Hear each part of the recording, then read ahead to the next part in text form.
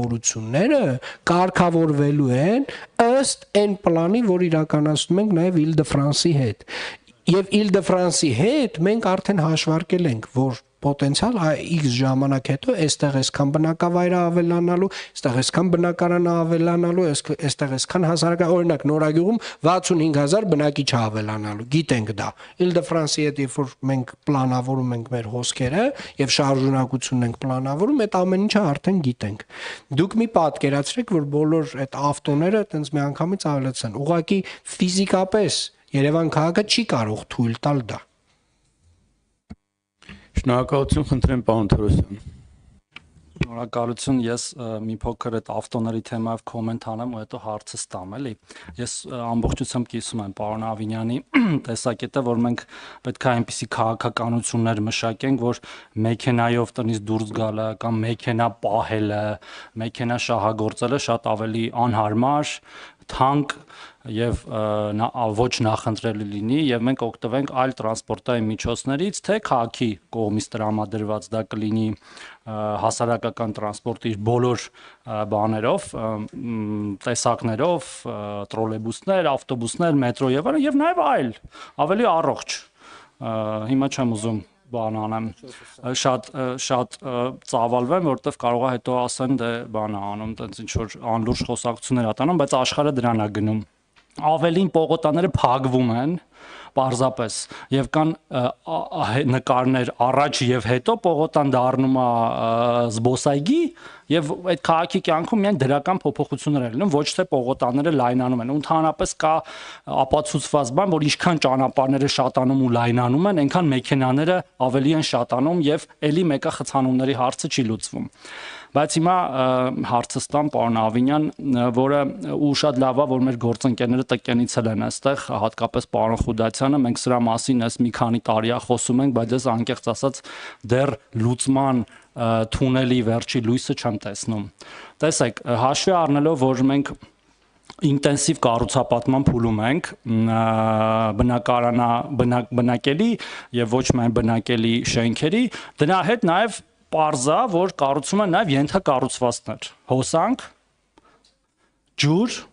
կոյուղի, գազ, եւ դրանց ճնշող մեծամասնությունը անցնում են մեր ճանապարհների տակով,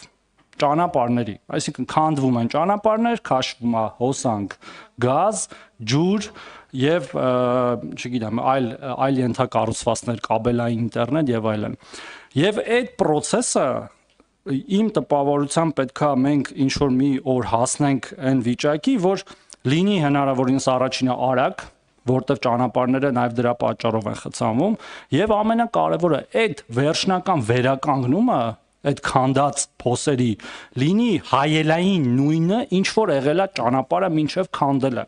Բայց մենք ունենք տրամագծորեն հակառակ վիճակը, հարգելի գործընկերներ, ու հետո էլի նաև դրանք դառնում են բեռ եւ համայնքային բյուջեների վրա, եւ պետական բյուջեի վրա, բազմաթիվ անգամներ խոսել ենք, վարչապետը նույնիսկ ասել է հանձնարարական եմ տվել, որպեսզի ինչ որ օրենսդրական լուծումներ լինեն, արդյոք այդ վերջնական աշխատանքները ընդունվում, հանձնվում են, թե չեն ընդունվում, հանձնվում, իմանալով չեն ընդունվում, հանձնվում։ Լավ, մենք հատկապես որ Երևանի մասն է խոսքը ու ամենաշատը Երևանում է լինում, բայց ոչ միայն։ Մենք այս հարցը ոնց ենք լուծելու։ Հիմա ես չեմ ուզում իմ օրինակները բերեմ ամենօրյա ճանապարհների, որ առնչվում են, որտեվ Երևանում պարզապես տենց տեղ չկա հիմա, որ քանդված ենթակառուցված կանցնելով քանդված փողոց չլինի, որը ինչ որ ձև պետքա վերականգնվի։ Իհարկե կա առաջընթաց, օրինակ արգելապատնեշների մասով, որ մեքենաները չընկնեն փոսը, այդ շնորհակալ եմ շատ պարոն Ավինյան դրա համար, նշաններ կա, անդրադարձիչներով բանով, այսինքն այդ իմաստով լավ է, բայց վերջը ճանապարհը այնպես չի վերականգնում, որ դուք վաղը, որ քաղաքային մեր էլի վճարած հարկերից գոյացած բյուջեից նորից այդտեղ ասֆալտ չանեք ամբողջությամբ։ Շնորհակալ եմ, պարոն Թորոսյան, իրականում ամենացավալի խնդիրներից մեկի մասին խոսեցիք, որը կարող եմ ասել, այս վերջին 3 տարիների ընթացքում երևի թե տենց ամեն տարվա ընթացքում մենք նոր փոփոխություն ներմուծել ենք այդ խնդիրը լուծելու համար։ Իրավական տեսանկյունից կարծում եմ, որ մենք ամբողջապես բոլոր խնդիրներին անդրադարձել ենք եւ լուծումները տվել ենք իրավական տեսանկյունից։ Նախ խոսամ այն ծավալների մասին աշխատանքի, որ արվել է, որովհետեւ այո, այն ինչ որ տեսնում ենք այն խնդիրները, վստահաբար շատ նյարդայնացնող է, բայց Երևան քաղաքում վերջին 3 տարիների ընթացքում իրականացվել են էլեկտրամատակարարման, գազամատակարարման, ջրամատակարարման հիմնական մագիստրալային աշխատանքներ, ներդրումային աշխատանքներ, որոնք որ մոտավորապես 40-50 տարի մեզ ծառայելու են, այսինքն նոր թաղամասերին մոտեցվել են բոլոր գազը, լույսը, ջուրը, նույնիսկ ինտերնետ, ամբողջը արվել է քաղաքապետարանի մասնավոր գործընկերների ֆինանսավորմամբ, մասնավոր կառուցապատողների ֆինանսավորմամբ եւ իհարկե նաեւ Գազպրոմի, Վեոլայի եւ Հեցի հետ միասին, այսինքն այս 3 սուբյեկտով ենք իրականացրել ահռելի ծավալի աշխատանքներ եւ այս տարի օրինակ այդ ծավալի մի հատ մեծ մաս օրինակ Հեցի մասով շարունակվում է, որով որ Հեցը կառուցում է անկախ ցանց Երևանի փոքր կենտրոնում եւ ոչ միայն փոքր կենտրոնում, բայց հիմնականում կենտրոնում, որով որ այս լույսերի անջատումները, տատանումները էականորեն կլուծվի այդ խնդիրը։ Հիմա անդրադառնամ երկրորդ հարցին, հետևանքների վերացմանը։ Ինչ է արել Երևանի քաղաքապետարանը։ Առաջին որոշումը, որ մենք կայացրել ենք, դա վերաբերել է Տուրքին։ Մասնավորապես ամեն գծամետր փորված ասֆալտի համար Երևանի քաղաքապետարանին պարտադիր եւ մասնավորները եւ կազմակերպությունները, ծառայություն իրականացնող կազմակերպությունները պարտավորվում են 10,000 դրամ վճարել ամեն գծամետրի համար։ Երկրորդ, հստակ ավականու որոշմամբ ֆիքսվել է թե ասֆալտը ինչ ձևով պետք է վերականգնվի եւ որպեսզի հասկանանք գերմանական ստանդարտն ենք վերցրել, որ այդ բացված ամբողջ ճանապարհը բացի նրանից որ նստվածք չպետք է տա մյուս, այլ նաեւ ծայրերով ոնց է կոչվում դա պարոն Հովհաննիսյան հատուկ բիտումապատ բիտումային նյութով պետք է հատուկ բիտումային նյութով պետք է հանձնեն։ Երրորդ կահավորում, որ հիմա Երևան քաղաքում տեսնում եք հստակ առանձնացված եւ նշանով առանձնացված եւ ցանկապատով առանձնացված։ Այսինքն եւ ամենակարևորը 4-րդ մենք սկսել ենք կնքել ամեն աշխատանքի համար պայմանագիր 2025 թվականից սկսած։ Իրականում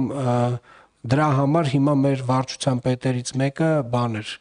քրեական հետապնդման էր ենթարկվել մոտավորապես տենց մի պատճառով էլի,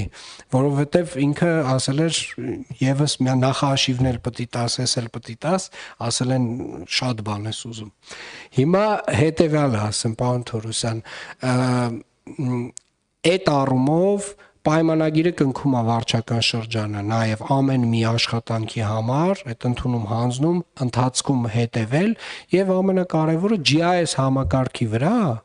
մեր էլեկտրոնային քարտեզի վրա մենք այդ բոլոր աշխատանքները կետային բոլորը ունենք ամբողջական ծավալով։ Այսինքն որոշակի իրավական առումով լուծումները տրված են, պրակտիկ առումով վստահաբար իդեալական չի, բայց sense փուլ ես վստահ եմ, որ արդեն տենց այդ աշխատանքը վերջնականացնելով ավելի մեծ որակ կստանա։ Շնորհակալություն պարոն Ավինյան տեղեկացնելու համար այդ գործիքները, որ կիրառում եք։ Ես այդ 10,000-ը իհարկե գիտեի, մենք էլի ենք քննարկել։ Դրա իմաստը կարծում եմ նաև, որ եթե լավ չվերականգնեն, դուք ամբողջությամբ նորից ասֆալտը անեք, որը տենց այո, վատ հետևանքների դեմ պայքարի միգուցե արդյունավետ միջոց է, բայց ես ինչ եմ ուզում էլի խնդրեմ եւ մենք ոչ մասնագիտական աչքով տեսնում ենք էլի այդ տարբերությունը, օրինակ դուք էլի նույն քաղաքապետարանի պատվերով, գնումներով անում եք ամբողջությամբ օրինակ փողոցի վերակառուցում, մենք տեսնում ենք դա ինչպես է տեղի ունենում, տեսնում ենք այդ շերտերը, խճի, մանրի, խոշորի, տեսնում ենք առաջի շերտը ասֆալտի, տեսնում ենք երկրորդ շերտը ասֆալտի, տեսնում ենք գծանշումը, հետո դրանից մի 500 մետր հեռու կամ 1 կիլոմետր հեռու տեսնում ենք այդ բանը, կաբելի անցկացումը Կներեք, բայց ռուսերեն ասած հիմնականում կուստառնի եղանակներով, որը ոչ մի ընդհանրություն չունի գերմանական եւ նույնիսկ ձեր ստանդարտների հետ, որով մենք տեսել ենք մի կիլոմետր առաջ, որոնք վատը չեն, մենք տեսնում ենք նաեւ ճանապարհների կառուցման որակը ինչքան է բարձրանում։ Բիտումը հələ իր հերթին տձև եզրերով սկզբից հող են լցնում, հետո հողը հանում են շեբեն են լցնում, հետո շեբենը հանում են ջուր անհասկանալի ասֆալտ են լցնում, որը էլի իջնում է ու դեպքերի ճնշող մեծամասնությունում իդեալական տեսք վերականգնում է միայն այն դեպքում, երբ որ քաղաքապետարանը նորից գալիս է ու այդ փողոցը ամբողջությամբ ասֆալտ է անում, տես դեպքերը գիտենք, օրինակ Լենինգրադյանը որպես օրինակ, հա, միգուցե տենց է նախատեսված է եղել, ես չգիտեմ, բայց Լենինգրադյան փողոցը տենց այդքան էլ վատը չէր, մինչև այդ լայն ծավալի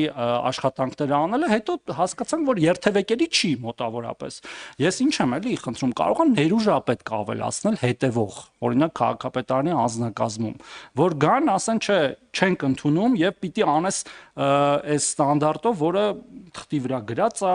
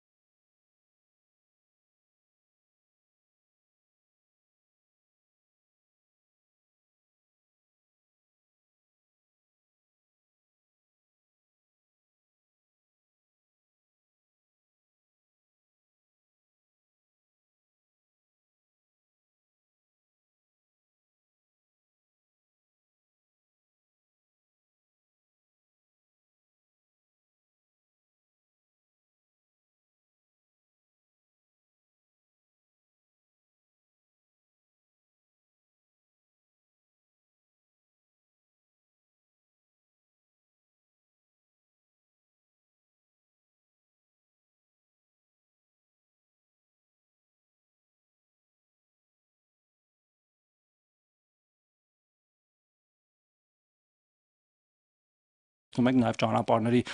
կառուցման որակը ինչքան է բարձրանում։ Բիտումը հələ իր հերթին տձև եզրերով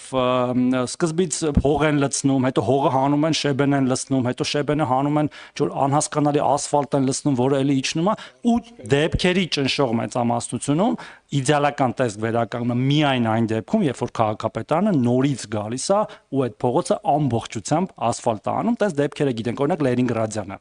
որպես օրինակ, հա, միգուցե տենց է նախատեսված է եղել, ես չգիտեմ, բայց Լենինգրադյան փողոցը տենց այդքան էլ վատը չէր, մինչև այդ լայն ծավալի աշխատանքները անելը, հետո հասկացանք, որ երթևեկելի չի մոտավորապես։ Ես ինչ եմ էլի խնդրում, կարող եմ ներուժապետք ավելացնել հետևող, օրինակ քաղաքապետարանի անձնակազմում, որ գան, ասեն, չէ, չենք ընդունում եւ պիտի անես այս ստանդարտով, որը թղթի վրա գրած է,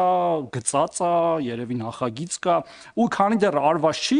այդ տնտեսվարողին կլինի հեծի կապալառու, կլինի որևէ մեկի կապալառու, կոկորտից բռնեք, բաց չթողենք։ Ես չգիտեմ, դա օրենքով է արվում, այլ մեխանիզմներով է արվում, բայց ուրիշ ձև ես չեմ պատկերացնում, որտեվ վերականգնելը դուք մեկը անելու եք ինչ որ փուլային հետո, ասենք կես տարի հետո, մի տարի հետո, բայց այդ փողոցը մնում է այնպես ու քաղաքացիների տեսանկյունից է խնդրեմ կա, էլի ասում են լավ, հասկանում ենք, պետք է այդ ամեն ինչը մեր շենքի հոսանքն է, օրինակ, մեր շենքի ջուրն է, բայց հնարավոր չի նենց անել, որ լինի իդեալականի պես ու մի կարճ բանել ու կա կասկած, կներեք, որ օրինակ եթե դա հանրային ծառայություններին է վերաբերում, այդտեղ նաև փող է վատնվում կամ ուտվում, որովհետև նախահաշվի մեջ գրած է այդ ամեն ինչը, որ պետք է իդեալական վերականգնվի մի քանի շերտերով, բայց հետո շերտեր են արանքից կորչում, բայց հետո գալիս նստում է մեր սակագնի վրա ջրի, հոսանքի եւ գազի։ Պարոն Թորոսյան, այն բոլոր միջոցառումները, որոնք որ ես նշեցի, իրանք փուլ-փուլս 3 տարվա ընթացքում են ընդունվել։ Ամեն մեկը ինչ որ մի փուլում։ Օրինակ այսինքն ու հիմա փաստացի մենք նոր այդ ամբողջական համակարգային միջոցառումների կիրարկմանն ենք սկսել անցնել, այսինքն այն ինչ որ հիմա ենք տեսնում, ենթադրվում է, բալը այտենց վստահ չասեմ, բայց արդեն իսկ ենթադրվում է, որ մեր աշխատակիցները, մեր վարչական շրջանների աշխատակիցները ամեն տվյալ դեպքով իրենք անձամբ վարչական շրջանի ղեկավարը կնքում է պայմանագիր, քաղաքապետը տալիս է Շինթույլտվության մեջ հստակ ուղեգիծը նշված է։ Ուղեգծից հետո ինչպես պետք է վերականգնվի նշված է, այսինքն այս ամեն ինչ էս փաստաթղթավորումը ռեալ, եթե շատ անկեղծ լինեմ, հենց նոր է սկսվել վերջին 2-3 տարվա ընթացքում։ Այսինքն նախկինում ինչ թուղթ ինչ բան, մոտավորապես քանդեք, սենց կպնենք բան, պետքա ջուրը եւ այլն, այս տրամաբանությունը հիմա նոր անցել ենք այս մեթոդին աշխատանքի։ Ես ուզում եմ այնուամենայնիվ այդ տեսանելի հատվածը իհարկե ամենատենց բարկացնող տհաճ հատվածն է, բայց ուղղակի մենք չենք պատկերացնում ինչ ծավալի աշխատանք է այդ գետնի տակ արվել այս 2-3 տարվա ընթացքում ու վերջի վերջո այնուամենայնիվ նախ շնորհակալություն ուզում եմ հայտնեմ գործընկերներին, որոնք որ այս process-ում մեզ հետ քայլել են։ Իհարկե իրանք էլ տենց բազմաթիվ խնդիրներ կան, շինարարները իրենց մյուս, այսինքն հազար ու իրենք էլ ենթակապալներ ունեն եւ ընդհանուր առմամբ շինարարության որակը մեր երկրում տենց բան է, բայց ես կարծում եմ, որ այս քայլ գնալով առաջ մենք կհասնենք ձեր մատնանշած այ հենց այդ բարձր ստանդարտին։ Շնորհակալություն պարոն Ավինյան, շատ կարճ մի հատ ուղիղ հարց։ Գծամետրի 10,000 դրամը վերաբերվում է նաև նոր տեխնոլոգիաներով առանց վերին շերտը վնասելու գործընթացին։ Ինչ է նշանակում դա։ Նշանակում է, որ վերին շերտը տրանշերի այդ փոսը չեն քանդում, կա նոր տեխնոլոգիա, որը ասֆալտի շերտի ներքևով տակով վերին